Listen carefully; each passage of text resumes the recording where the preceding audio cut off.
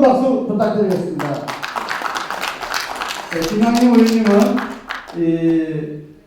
여러분 다 아시다시피 재경경제부 차관과 세명대 총장을 지내시고 지금 삼선 국회의원이시고 한국당의 실비캠페인 여의도 연구원 소장과 정책위장을 계속 맡아온 누가 뭐래도 최고의 야당 정책통입니다. 다시 한 박수 부탁드리겠습니다. 예, 9시 출근해야 되니까 짧게 제가 인사를 내도록 하겠습니다. 김동연 부총리 이거 듣고 가야 되는데. 네, 김동연 부총리는 저하고는 개인적으로 30년 가까이 한솥밥을 먹은 사람이고, 그리고 어제 밤 늦게까지 토론을 벌였던 분입니다. 사실은 발제를 모르고 토론 보고를 준비를 하고 어제 저녁에 또 새로 좀 정리를 해가지고 각자에게 외부에 올렸습니다. 그 중심으로 짧게 설명을 드렸는데, 김동연 부총리의 말씀을 들으면서 경제는 정치다 라는 말, 마지막 그 J커브의 숟가락 부분에 사회적 코스트가 얇고 짧을수록 효율적이다. 그런데 아마 지금 김동연 부총리는 경제는 그렇지만은 경제가 정치인데 정치에 있어서의 코스트를 깊게 치르고 있는 것이 아니다, 이렇게 생각합니다. 오늘 들어보니까 생각은 역시 같이 생활했던 대로 완전한 사람입니다. 그런데 하나 이렇게 생각을 해주셔야 될 게, 현재 내각 구성을 보면은 국무위원 18명 중에 경제 담당하는 관련 출신은 김동연 하나뿐입니다. 외롭습니다. 국무위원은 아니지만 배석하는 금융위원회의 최종구 위원장 포함하면 우리지만 국무위원은 혼자입니다. 비교적으로 민주당 출신의 강요는 9명이 있습니다. 노무현 대통령께는 어떻게 했느냐? 총리의 복원, 부총리의 김진표, 산업의 윤재식, 국토의 최동찬, 예산의 박홍우, 금융위의 이정재, 한솥밥을 먹으면서 같이 이렇게 일해왔던 분들이다, 이렇게 생각하고, 9분의 민주당 출신 국무위원, 앞으로 국무위원 하실 분들 김동연한테 좀 이렇게 일할 수 있도록 정권 창출에 지분도 없이 혼자가 있는 사람, 생각은 반대하고 오늘 강의를 대통령과 청와대 참모도 같이 좀 공유를 했으면 어떻겠나, 이런 생각을 하면서 힘을 실어줘야 된다, 이렇게 생각을 합니다. 들어가면서 우리 경제 짧게 하나 보겠습니다. 우리가 경제라고 시작하고 좀 해본 것은 지금부터 55년, 56년 전에 박정희 대통령이 만들었던 경제개발 5개년계 62년입니다. 한국은 통계입니다만 우리가 1인당 국민소득이 82달러, 북한이 120달러였습니다. 수출은 우리가 5천만 불이고 1억 달러였습니다. 브라질, 필리핀, 우리보다 4 이상씩 높았던, 오징어, 철광석, 생산, 무역탄, 중소 플러스 5천만 불 수출하고, 55년이 지난 전해 어떻게 되느냐? 우리는 1인당 국민소득이 3만 불 빼고 1,300불에서 23배, 수출은 300배가 넘게 되거든요. 우리는 세계 GDP가 11위, 수출이 7위 되는 대국으로 성장했습니다. 이 과정에서 여러 차례 위기가 있었습니다. 다 기억하실 겁니다. 70년대 2차례 오일쇼크, 97년에 외환위기, 2008년에 글로벌 위기, 이 모두가 해외발 국내 위기라는 공통점을 가지고 있습니다. 짧게 보겠습니다. 석유파동, 3불 하던 배럴당 3불 하던 휘발유값이 41불까지 치고 오르면서 물가가 30%까지 치오르고 성장은 마이너스가 됩니다. 어떻게 그때 생활을 보면은 기름때다가 전부 연탄으로 되돌아오고 자동차 분업판 전부 다 반납하고 하는 그게 70년대 석유 파동이었습니다. 헌법상의 긴급 조치를 발동을 해가지고 저소득층에 세금 면제 경감해주고 잘 사는 분들한테는 번들의 80%까지 세금에서 재원을 확보를 해서 지나갑니다. 돌아가시기 2개월 전에 사우디의 석유 장관 모시고 흑진이 예우를 합니다.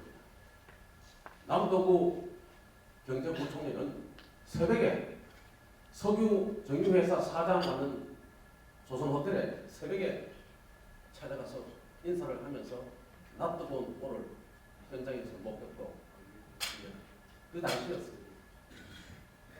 I am fired로 대표되던 IMF 외환이 30여 불 밖에 되잖아요. 지금은 4천억 불 넘습니다만 결제가 안 되니까 도산이 되는 거예요. 우리가 어떻게 했습니까? 은행 33개 중에 18개 퇴출시켰습니다. 30대 기업 중에 17개 문 닫았습니다. 기업 17,000개가 도산을 했습니다. 그리고 실업률이 9%까지 가고 또 실업자는 3배 가까이 늘어나고 물가는 15%까지 가고 주가는 3분의 1 토막이 났던 97년 외환위기 그 극복 과정을 합니다. 김대중 대통령은 아무리 어려워도 시장경제 틀 속에서 개혁 개방하겠다. 그래서 여러 가지 조치를 취하게 됩니다. 우리가 여기서 눈여겨봐야 될 것은 이때 근로자 파견 제도를 도입해서 노동의 유연성을 높이고 계약제, 시간제 근로를 도입하는 것, 민영화를 공기업을 민영화를 추진하고 공무원과 정부 출연기관 정원들을 전부 줄이는 조치가 있습니다. 2008년에 글로벌 경제 위기를 보냈습니다. 근무기간은 여기는 대동지화는 모든 나라가 겪는 어려움은 비무한이다. 이거는 어려움이 아니다. 오히려 기회가 될 수 있다 하는 게 이때 경험이었습니다. 당시에 윤석열 장관이 아주 파격적으로 4% 된다 하는 정부의 성장률을 국회에 와가지고 마이너스 2%까지 갈지 못한다고 솔직히 얘기하고 협조를 구함으로써 협조를 받고 추경을 통과시키고 이렇게 해서 플러스 0.2% 경제 성장을 가지고 오는데 이때 다른 나라들은 전부 다가 마이너스 성장이었다 하는 말씀을 드립니다.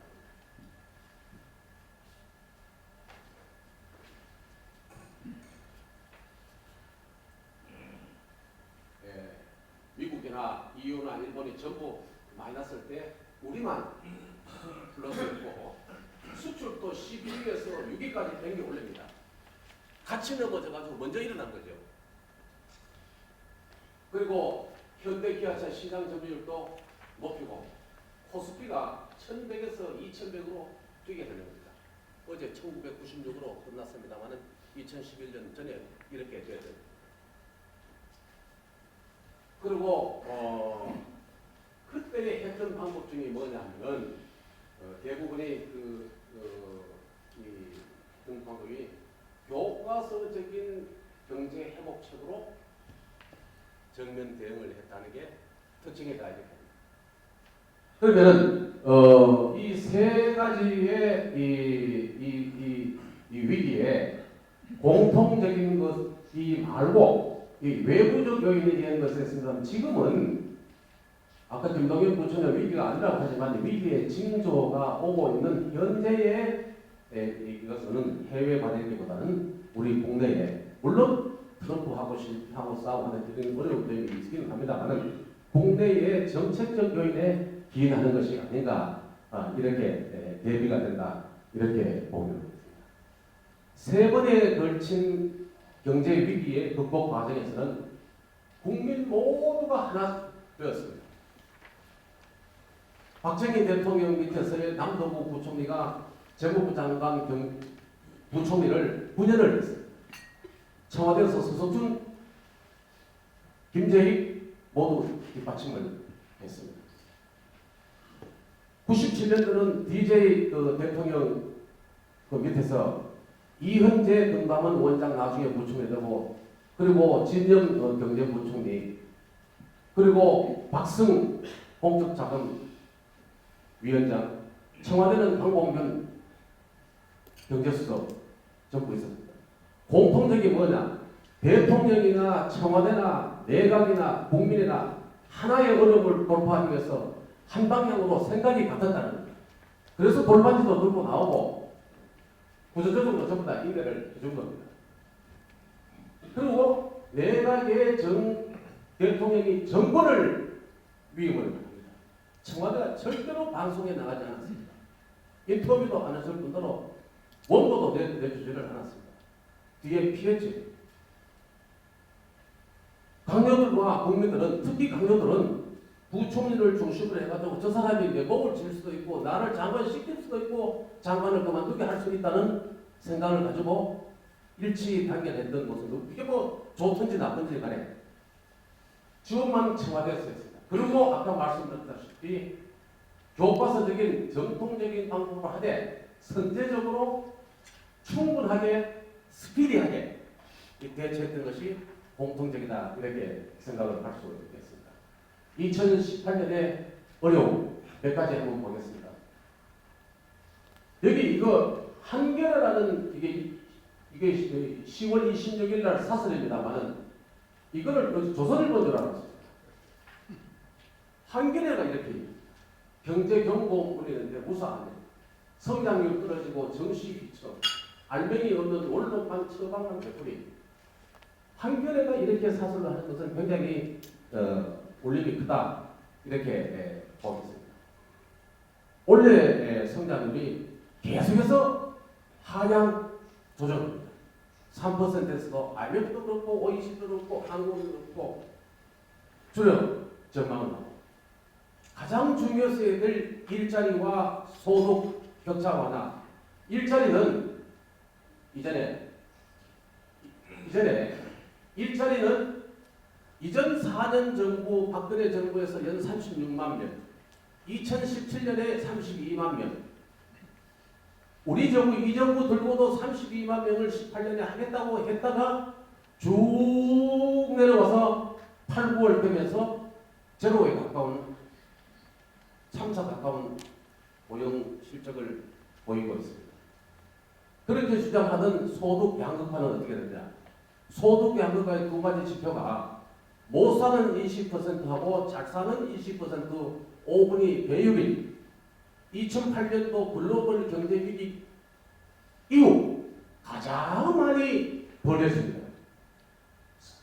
상위 10%는 10.3% 늘어나고 하위 20%는 7.6% 줄어나서 소득 5분위 배율이 2008년도에 500 넘는 것이 다시 있었던 그동안은 쭉 개선되어 왔습니다. 지니 개수로 아직 발표는 안 됐습니다만은 불평등을 나타내는 1수준으로 근접해 가고 있는 게 현실입니다.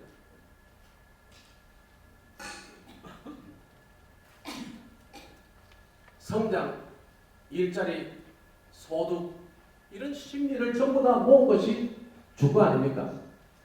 어제 2000이 깨지고 1996입니다만은 이게 어느 정도의 수준이냐? 반도체를 제외하고 나면 1800이 안 됩니다. 이게 어느 정도 수준이냐 보니까 2년 전 2016년 12월 9일이 국회에서 박근혜 대통령 탄핵 의결한 날. 그때 주가하고 있어요. 1960. 이 정도 들고 고점에서 지금까지 25%가 빠지는 현상입니다. 물론 이게 근본적인 뭐냐? 경제를 잘못해서 그러냐? 그건 아니겠죠. 외부 리스크, 미국과 중국하고 싸우는, 그리고 앞으로 금리를 오를 수밖에 없는 국내 사정. 그보다도 더 중요한 게 뭐냐면 우리 경제에 대해서 낙관적으로 회복될 거다, 앞으로 괜찮겠다고 보는 외국인들이 적기 때문에 돈을 빼내가기 때문에 그런 게 아닌가, 이렇게 생각을 합니다. 유명한 시몬 볼리바르, 남미 6개 국가를 사회화하고 볼리비아 대통령 지내고 파나마, 과테말라, 베네수엘라 전부 다 좌경화시켰던 본인이 죽을 때 했던 말이 평생 혁명을 했지만은 바다에서 쟁기질을 했다. 반성을 했습니다.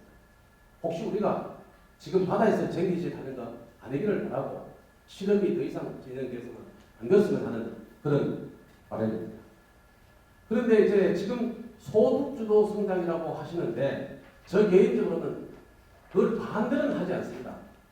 주도 성장이라는 네 글자를 빼고 저소득 중에 소득을 획기적으로 올려줄 수 있는 대책이 필요하다 이렇게 생각을 합니다. 그거 안 하고 현재대로 하면은 소득 주도가 아니고 소득이 도주하는 수밖에 없지 않느냐 이런 생각이 드는 겁니다. 소득 높여야죠.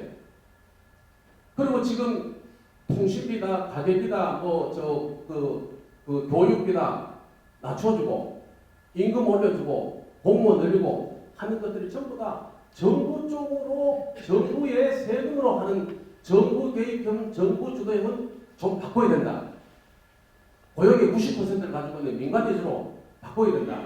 이렇게 이제 말씀을 드리고 이게 금융위기 이후에 2008년 금융위기 이후에 정부 예산 증가율이 금년에 7.1, 내년에 9.7이 가장 높은 날이고 2017년도에 박근혜 정부 때는 봄도 있고 선거가 있는 해에도 불구하고 3.7%밖에 높이지 않았다. 98년도 IMF 났을 때도 5.8, 2008년도 금융위기 때는 10.7입니다만은 전체적으로 굉장히 증가율을 높이는데 어느 정도 높이느냐? 라고 보면은 최근 2년 동안에 추가 변경 예산과 본예산을 해서 이 정부 들고 증액시킨 돈이 84조 원입니다. 과거 정부 4년 동안에 87조 원 냈으면은 거의 증가 속도, 돈 쓰는 속도를 2배 정도 빨리 하고 있다. 이런 말씀을 드고 이게 좀 걱정이 된다. 세금이 잘 들어오면 지금까지 좋지만은 내년 이후 되면 어려워지는데 그때는 어떻게 할 거냐? 공무원, 정무원, 복지 죽을 때까지 이런 한 장 깎을 수 없습니다. 되돌릴 수 없는 겁니다. 고속도로다, 4대 강이다. 끝나면 그 돈 딴 데 돌릴 수 있어요. 그러나 수당, 연금, 공무원 이런 거는 절대로 빠꾸하지 못하는 겁니다. 굉장히 어려운 상황이 2020년, 21년 되면은 오지 않겠느냐 이렇게 보고 전체적으로 경제 운영 방향에 대해서는 제가 말씀드리기보다는 DJ 노믹스의 좌장을 했던 박승 전 한은총재, 진정 경제부총리, 이현재 경제부총리가 있었던 말, 박승 위원장님께서는 지금 현재의 경제 정책을 보면은 이념적 원리주의가 어든거린다. 일자리는 기업이 창출하는 거다. 최저임금은 2년에 29.1% 확 올리기보다는 연 7% 정도씩 올리고 차등 적용하는 게 지역적으로, 업종별로, 계절별로 차등해야 된다. 노동과 규제 개혁을 해야 된다. 진정부총리도 경제정책 방향이 잘못되었다. 기업을 지나치게 위축하고 있다. 산타크로스같이 퍼주는 정도는 포기를 해야 된다. 규제 개혁과 노동 개혁이 중요하다. 이현재 부총리 이대로 가면은 연말이나 내내 아주 어려운 상황이 올 거다. 이 말을 금년도 한 6월달에 언론에서 인터뷰했습니다. 문재인 정책을 고집하면 안 된다. 황박관념을 버려야 한다. 경제개혁을 수정하고 제조업 살려야 된다. 그리고 노동 규제 개혁을 해야 된다 하는 것들이 이 세 분의 고언이다 하는 말씀을 드리고 마지막으로